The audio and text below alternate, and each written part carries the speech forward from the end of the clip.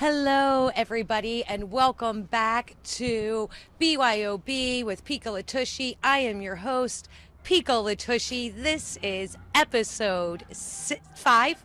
No, 6. Yeah, episode 6. Today, I'm very excited to have our guest with us here today. She is a bartender. She is a sideshow performer, and she is a singer. Y'all, it is Bad Juju, Julia Tankle. Hello, Bad Juju. Hello. How are you? I'm doing fine. How are you? I am fantastic. Lovely to have you here today. It's so lovely to be here. You look amazing. Thank you. So do you. We were just commenting on the fact that we actually haven't seen each other in about 3 years. Yeah. Yeah, it's been 3 years. Been a long, long time. So, like we don't even get to blame quarantine for us not seeing each other. We can be quarantined for everything at this point. Yeah, well, yeah, it is. It's quarantine's fault. It's everything is. So before we go into the interview, what did you bring to drink with you today? I brought with me the champagne of beers, Miller High Life. Cheers. Very nice. I am drinking a local gingeroo. Oh. Yeah. Yeah, it's Lovely. so you want to do a little cheers? Little boop. Cheers. Yeah, let's do it. We are in carnival season right now. A quarantine carnival, but gingeroo is my carnival drink, and that's about as much carnival as I probably will be celebrating this year. Yeah. Yeah. Yeah. So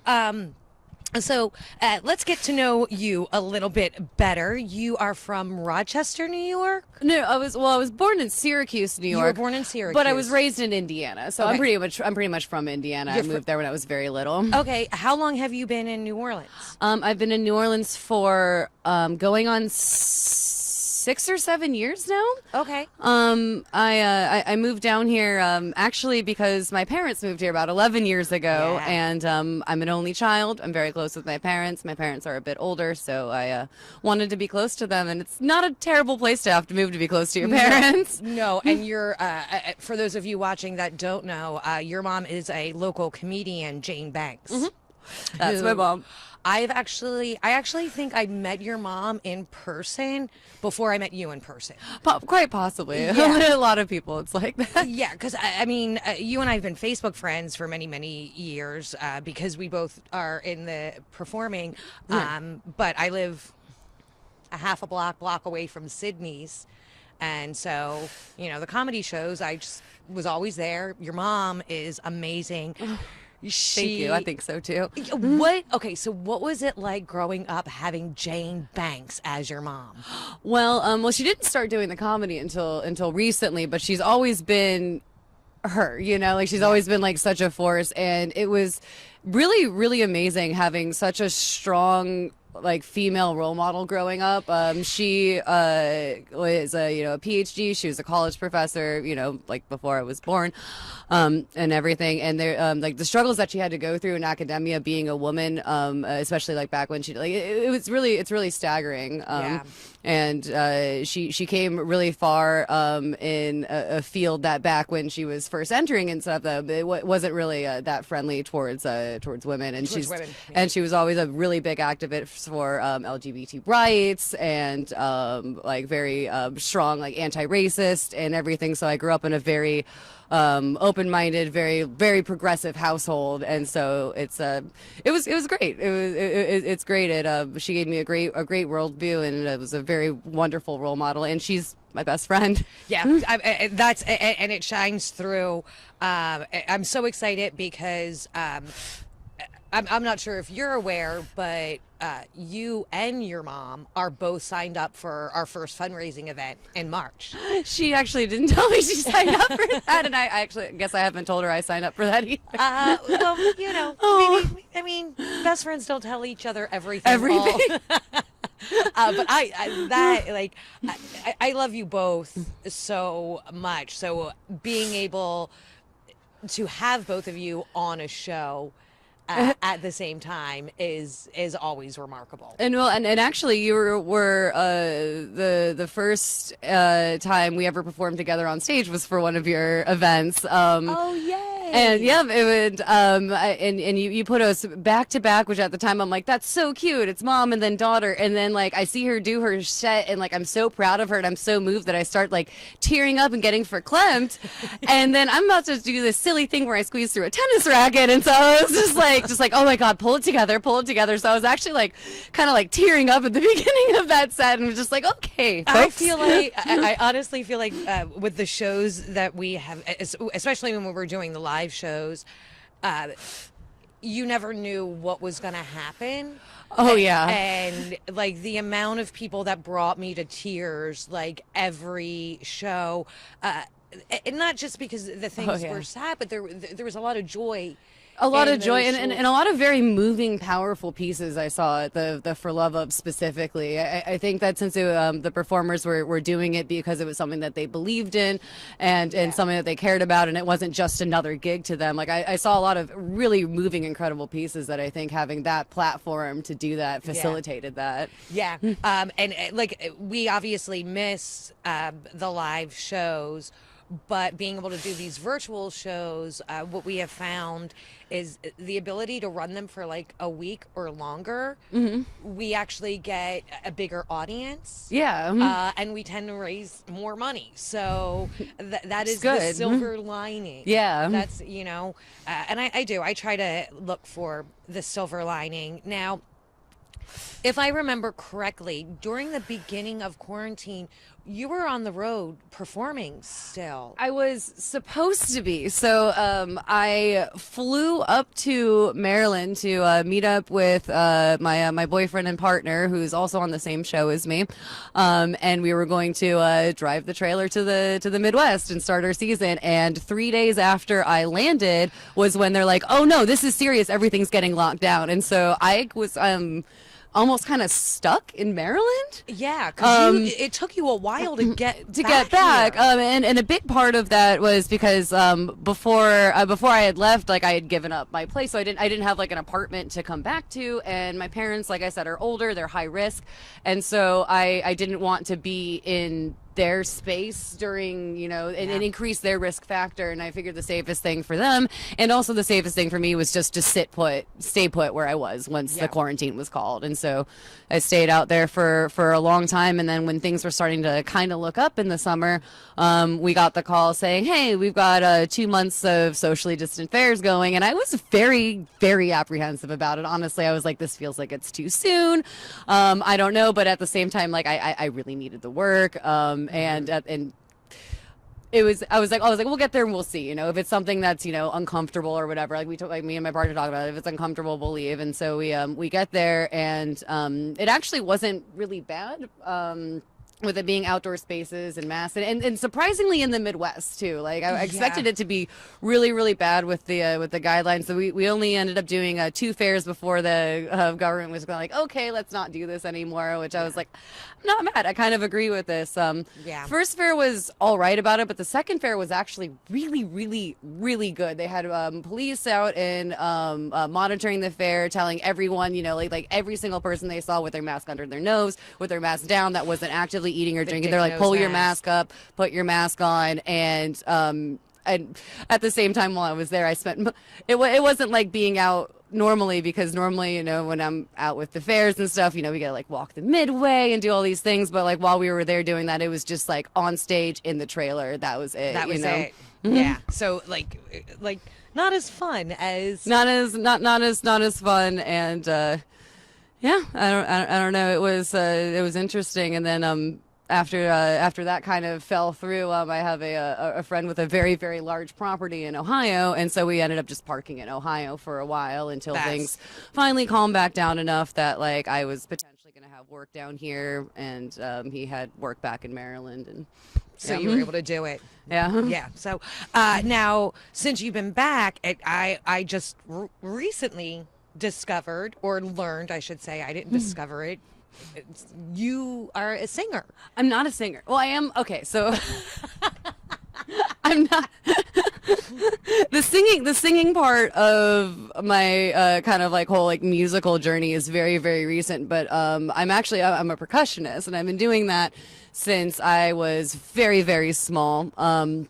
I think about like third grade was like when I was, like, playing the snare in the back of band class and starting that up. And then I actually kept going with that. I participated very heavily in music all throughout school, did all the concert band stuff, orchestra, played in orchestra pits for musicals. That was always really, really fun. That's actually really amazing. If you, like, so your mom is this like badass feminist who is now a badass feminist comedian, and your father is a musician. Yeah. And so you're now in a band or playing with your dad's band on Sundays. I'm in the band. You're in the band. Yeah. I'm shy about it, but I'm in the band. And the singing is something that only started happening recently because I was doing hand percussion and stuff for my dad. And that's also another interesting thing if you want to talk about it in a bit. I was actually in a West African drumming ensemble for 9 years when I was younger. And when I was 16, we all went to Conakry, Guinea to study. But that's a whole other story. That's amazing. And so I play djembe for what I at least like to consider fairly proficiently. And started adding in all these other weird auxiliary stuff. And I like all of these songs a lot. They're all songs that I've heard really young or songs that my dad had written that I'd heard from really young. So I kind of would just start singing them to myself while we were playing. And then finally, I don't even remember, they gave me a microphone. And they're like, if you're going to be singing it into the microphone. And that eventually led to me, actually singing lead on a couple of songs. Yeah, because a lot of, because obviously your mom is very, very proud of you. So I see a lot. She's very supportive. Yeah, I see a lot of the photos, and that's where I see you with the microphone and singing. And y'all have been doing this like every Sunday. Weather permitting. Weather permitting, yeah. Where we have to make sure that it's it's gonna be nice for the people in the audience, but also not so cold that we're gonna be up there like this too. You know? Yeah. And well, that's not fun. We're sensitive, We're just a bunch of old guys. We're sensitive to the cold. Just a bunch of old guys. Now, has your dad always been a musician? Was that his livelihood? Well, it wasn't his ever his livelihood, but it was always his artistic outlet. He was like my mom. He was also a professor. That's how they met, actually. Okay. Because they were both communications professors, kind of in the same area in upstate New York. But he sang when he was a kid, and then he learned how to play guitar. He was like kind of like one of those kids back in like the 60s and 70s, with his like folky rocky stuff, and he's been singer-songwriter since pretty much all his life, and definitely since I can remember. So that explains you being a percussionist. How did you get into sideshow? When did you discover this passion? Because you're really good at it. I mean, oh, thank you. You're great at it. Your personality shines through. Your comedy shines through. Well, I started off when I was in my late teens and early 20s. I was little bit of like a festival kid, if you will. Yeah. And one of my friends that spun Fire Poise back in like 2008, 2000, maybe like 2009. He was like, you would really, really, really like hula hooping. And I was just kind of like, oh, whatever. And I like picked it up as a little bit of a hobby. And then I went to a festival where I saw a fire hooper for the first time. And I was like, you're telling me that if I get good enough at this little thing, I can do it on fire?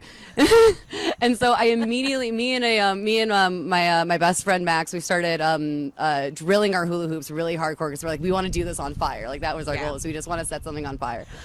Because I've always been a huge feeling. I just want to set things on fire all the time. I've always been a really big a big pyromaniac. I've always really liked fire, really liked setting fires. I hope my parents don't watch this. They probably will. I'm pretty sure. I never got caught, and I never burned anything down. So that's the important thing. That's good. Yeah. I was I was like kind of good at it if I never burned anything down on accident.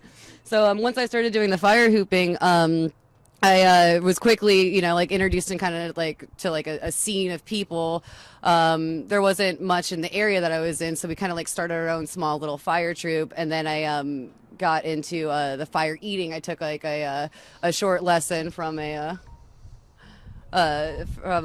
friend and learned all the basics, and fire eating like very quickly became my passion after that. And I just loved it. I loved how I could touch the fire, how I could play with the fire, how I could set myself on fire, and I got really obsessed, and that led to, you know, eventually like doing like small bar gigs and stuff.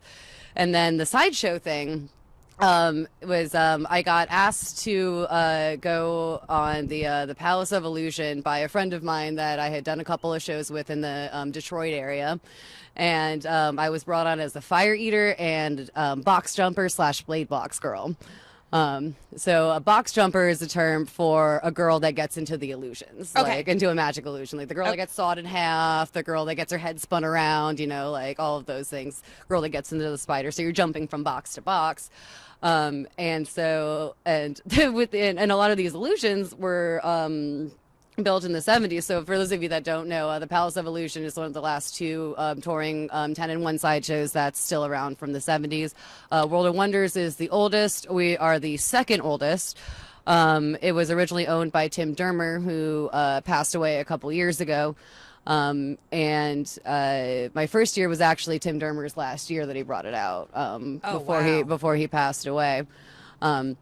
But it's, you know, like traditional, like big setup, you know, like giant tents, center poles, 15-foot tall banner line, all of that stuff. And it was just amazing. And it was super addictive, like having to build your own stage and build. And it's much easier now with like the crew that we have, and everything's very straight. Like everything gets set up the same. We just like kind of know how to do it and work around each other and do it the most efficiently. But back then we would have like 8-hour setups, and it was crazy. But now, would those 8-hour setups like happen and then you perform after that, or sometimes? Oh God, that my goodness, terrible. The worst one was actually, and we were promised this would never happen again afterwards. But did a legitimate circus jump. It wasn't the year I was out with Tim. It was the first year I was out with Stickley, who's the current owner of the Palace of Illusion. Keith Stickley, great guy to work for too, really wonderful. But we because we're, you know, like a tough crew, and he was like, you know, we can handle this, and you know, we kind of had to do it to fit the schedule. We had to do a circus jump. So what that meant was we worked a grind show at our spot on the last day of the spot. Tore everything down, jumped into the car, drove to our new spot, set everything. This is without sleep, like in the middle of the night, set everything up, slept for about 3 hours, and then opened the show that night. We had about a 3-hour break where we could sleep, shower, or look cute. I think we could choose 2 of the 3. Well, look cute sleeping. Like that, like you. I chose sleeping and looking cute because they can't smell me up on the stage. I appreciate that. I appreciate that a lot. Yeah. So, I mean, we're still in quarantine, obviously, but do you have anything coming up in 2021? Well, I was asked about some dates again with the Palace, and I mean, it's just everything's just so up in the air right now. I'm honestly just taking everything day by day. When the bars open back up again, I have my shifts at Lucky's. The Igor's bars and the bars that I work for when it's the off season, they're really great. They've been handling everything very well. They've been very cautious of our safety and the patron safety and everything like that. I know that there are definitely a lot of spots that are not doing so well in that regard and kind of acting like everything is normal. And I very much appreciate that I have bosses and owners of the business that I work for are being very considerate of that and being good to us. I haven't set foot in a bar since the night before this happened, or since the day that we officially went to quarantine. Like, and that was a bunch of us. We went over to Sydney's, and it was more like all right, we're saying goodbye because I'm not going to see you for 3 weeks. 3 weeks. This is the longest 3 weeks of everybody's lives. It has been quite interesting. I've definitely learned a lot about myself and the people that I'm around during all of this. The biggest thing that I learned about myself is I'm an introvert. which is amazing. I'm 44 years old. You think I would have figured that out by Right. now? Yeah. But it was just like everybody else was freaking out, like, oh, we haven't seen. I'm like, this is freaking awesome. Well, I definitely figured out that I am very much an extrovert. Very- One positive thing that came from this, though, is I started taking my physical health very seriously. Between, for, like this, everybody questioning their own mortality and the mortality of those around them with this in the first place, and the sort of existential whatever that brings on. And also, when I was stuck up in Maryland and we were in our tiny little trailer, the one way that I could get out was to go running in the country. And so I started picking that up as a way to just sort of feel like I wasn't trapped, Yeah. like, but not feeling so claustrophobic, and that's been really good for me. Like I'm trying to get stronger. I want to be Yeah. I want to be strong. Yeah, I'm hoping to have that motivation again soon. I keep thinking, I'm like, oh, I feel a little bit more motivated. Maybe I'll start working out. And then when it comes to actually doing it, I'm like, nah. Well, see, it Nah. was half that and half like apocalypse training, because like that's when like we really didn't know what was going on, and Yeah. I'm like, society might crumble, and if society crumbles, I want to be able to run faster than the rest of you fuckers. Oh, see, and for me, like I am of the mentality of like if a zombie apocalypse does happen, you're allowed to just die. I'm way too stubborn to just die. Like I'm like, I actually am surprised that I've lasted this long with everything going on.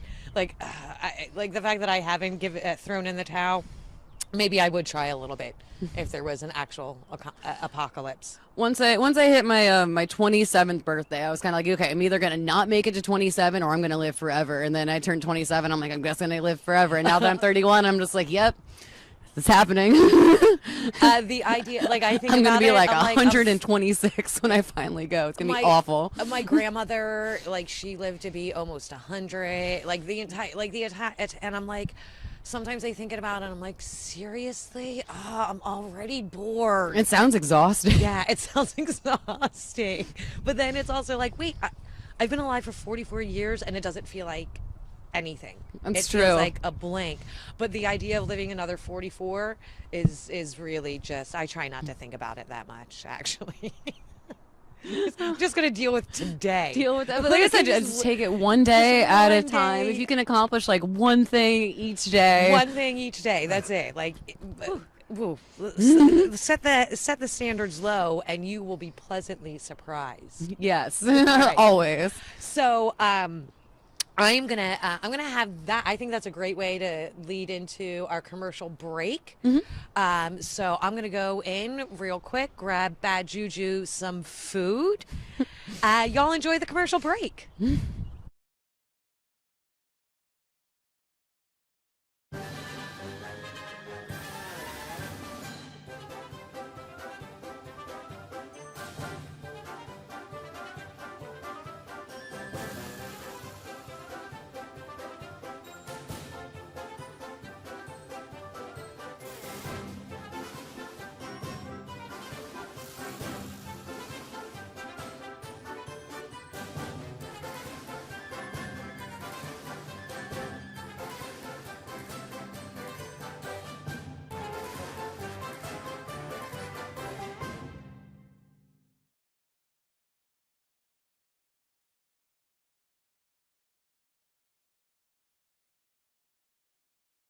So, so, so, deodorant, deodorant, deodorant, deodorant, tampon, tampon, tampon, tampon.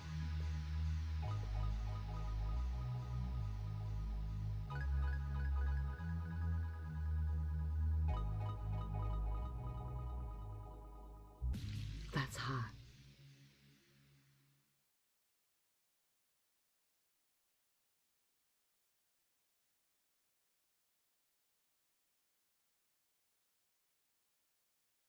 And welcome back, everybody, to BYOB with Piccola Tushy with my guest, Juliet Tankle. Oh, what's up, bitch?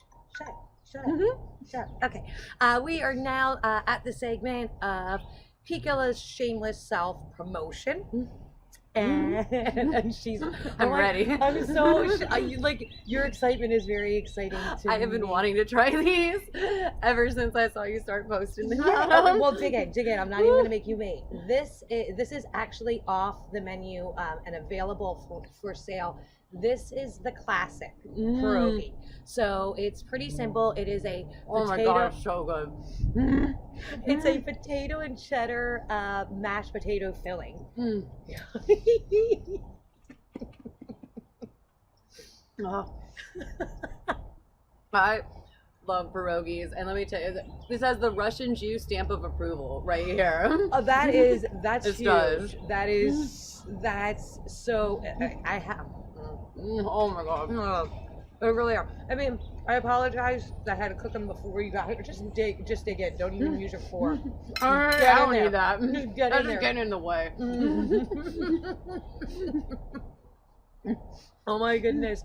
And this is exactly like your reaction and your joy in this. This is exactly why I love to cook for people. I For love this. to eat. Oh my god.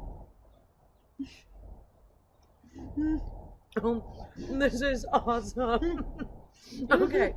So again, these are the classic. It's a cheddar mashed potato pierogi. It's a potato dumpling. That's what a pierogi is. They are delicious. I love making them. They are available for sale. $6 for a half dozen, $10 for a full dozen. Oh my god, so worth it. Yeah. Find me on Facebook. Find me on Instagram. I have a full menu, all sorts of flavors available for pickup only. And keep an eye out because we do have our fundraising event coming up in March. And Juju is going to be one of our performers. She's going to be performing some sideshow. Don't know what yet, but we'll find out. That's fine. That's fine. We'll see it when we see it.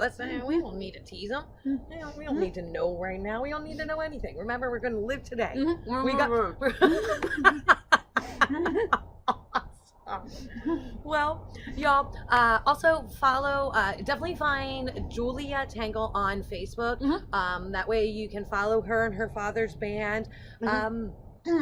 And Sundays, weather permitting, you can check them out. We post from the Coliseum Street Facebook page. It's spelled just like the street.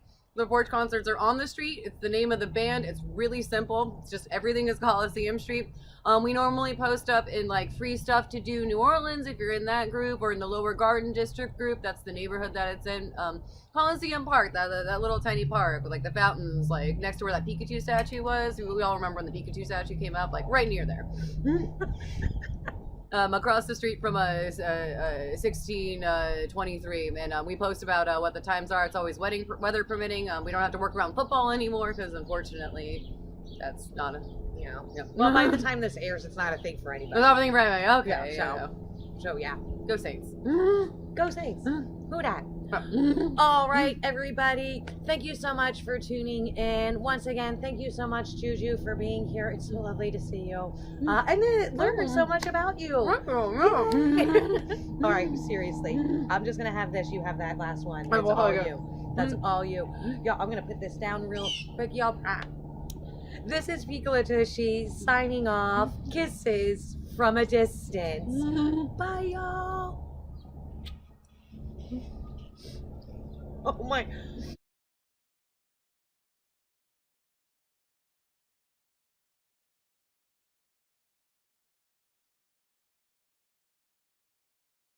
I am so sad I didn't make a full dozen. I am so sad.